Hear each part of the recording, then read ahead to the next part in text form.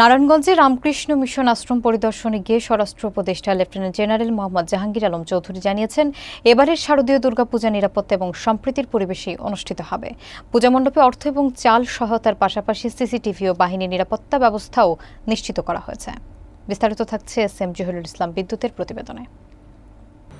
নারায়ণগঞ্জ শহরের মিশনপাড়া এলাকার রামকৃষ্ণ মিশন আশ্রম পরিদর্শনে গিয়ে স্বরাষ্ট্র উপদেষ্টা জানান, এবারের পূজার আয়োজন ইতিমধ্যে উৎসব মুখর হয়ে উঠেছে।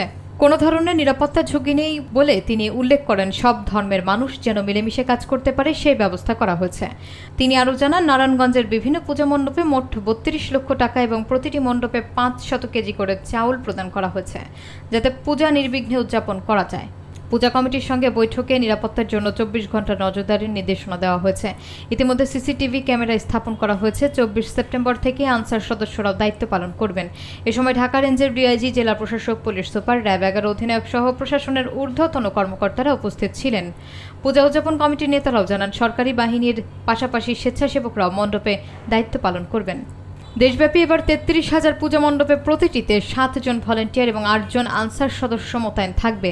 এছাড়া পুলিশ, র্যাব এবং সেনাবাহিনী নিরাপত্তার কাজেও যুক্ত থাকবে। সব মিলিয়ে এবারের দুর্গাপূজা শান্তিপূর্ণ এবং উৎসব মুখরভাবে উদযাপিত হবে বলে আশা প্রকাশ করা হচ্ছে। এবার কিন্তু সব পূজা কমিটির সাথে যে আমাদের মিটিং হয়েছিল, সেই সময় একটা ইনস্ট্রাকশন দেওয়া হয়েছে যে তারা মণ্ডপ তৈরি করার শুরু থেকেই তারা ২৪ ঘন্টার নিরাপত্তার ব্যবস্থা করবে এবং এই জন্য তারা বিভিন্ন গার্ড, মানে আমাদের সরকারি বাহিনী না, তাদের নিজস্ব থেকে তাদের থাকবে, কি জানি বলে, স্বেচ্ছাসেবক থাকবে। এই স্বেচ্ছাসেবকরা এইটা দেখাশোনা করবে। এইটা তারা করতেছে এবং ২৪ তারিখ থেকে আমাদের আনসাররা হয়ে যাবে, প্লাস আমাদের এই যে মহিলা এবং শিশু বিষয় মন্ত্রণালয় থেকেও লোক চলে আসবে। এবার পূজা খুবই ধর্মীয় গাম্ভীর্যের সাথে এবং খুব উৎসব মুখর হবে পূজা। আগের চেয়ে আমি বলবো আরও বেশি উন্নত। হ্যাঁ, আগের চেয়ে আরও বেশি উন্নত। আর এখানে সাম্প্রতিক বন্ধন সবসময় ছিল।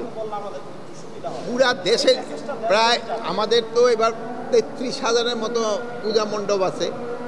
এই সবগুলি পূজা মণ্ডপের জন্যই আমাদের এই ভাইয়েরা তাদের মানে ভলান্টিয়ার রাখবে ৭ জন করে, আমাদের আনসার থাকবে ৮ জন করে, এবং পুলিশ থাকবে, র্যাব থাকবে এবং সেনাবাহিনী থাকবে।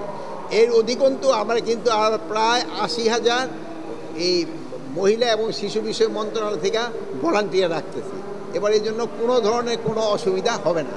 আর আরেকটা জিনিস হলো, অনেকেই বলছে যে পূজা মণ্ডপের আশেপাশে কিন্তু দোকান থাকতে পারবে, বাট ওই আগে যেমন ধরেন বড় মেলাগুলি হলে হয় কি এখানে গ্যাদারিংয়ে হয়ে যায়, এই জন্য বড় মেলা থাকবে না, কিন্তু দোকানগুলি থাকতে।